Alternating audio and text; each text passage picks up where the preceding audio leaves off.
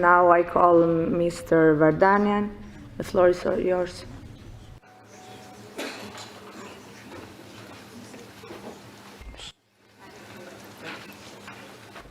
Thank you, Madam Chair. I would first congratulate reporter Ms. Dora Bakuyanis for an excellent and very timely report. I would like to say that when I started my academic career, everybody, almost all my students criticized some 20 years ago the very existence of international law, using each and every opportunity to criticize it. Where are we now? We are now thinking about coming back to the situation that this international law existed and functioned as it was. What was the main achievement of UN system? What was the main achievement of current international law?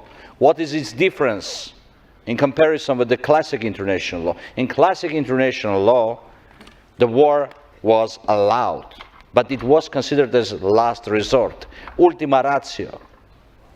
What was the achievement of United Nations system? Because United Nations system prohibit war at all. It brings us to the international law, which we called jus contra bellum, law against the war.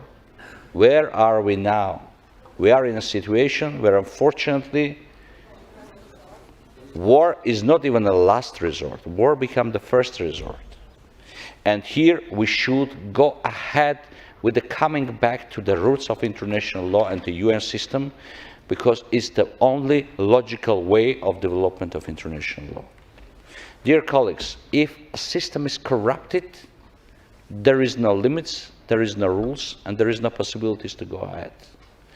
If we wouldn't come back to the system existed under the United Nations, we wouldn't come back to the classic international law where the war considered as a last resort.